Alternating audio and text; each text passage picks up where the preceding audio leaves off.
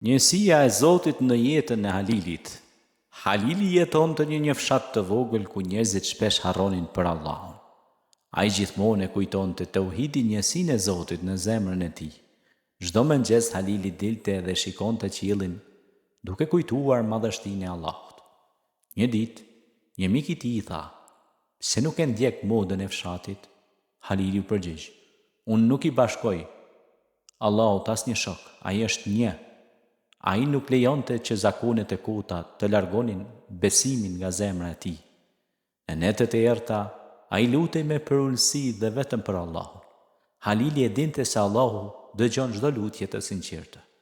Kur dikush e ftonte të bëjë shirk, ai refuzonte me butësi.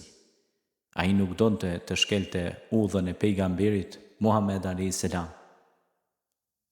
Kurani ishte shoku i tij më i mirë që ja mbushte zemrën me dritë. Ai lexonte shpesh biografinë e Muhamedit a.s. dhe frymëzohej nga jeta e dërguarit, se si i dërguari ishte një edukator i mirë, një mësues i mirë, një bamirës i mirë, një adhëtar i mirë.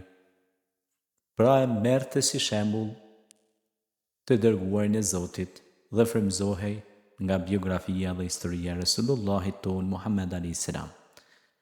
Halili e mësonte familjen që Allahu është një dhe i përkryer. Ai e dinte se jeta vërtet është tek besimi i pastërt. Shpesh e përsëriste: "Besimi i tauhidi është mburoja ime." Kur e godiste sprova, ai mbështetej vetëm tek Allahu. Halili ndjente butësinë e Zotit në çdo hap të jetës. Ai nuk kishte frikë nga njerëzit, sepse Zoti ishte gjithmonë me të. I respektonte njerëzit dhe i nderonte ata. Halili e kaloi jetën e tij me bindje dhe dashuri për Krijuesin.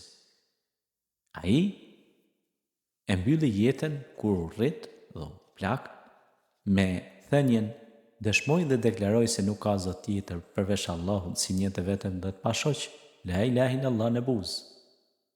Kështu shembulli i Halilit u bë shembull i besimit të pastërt dhe njësisë së Zotit të Madhërisëm.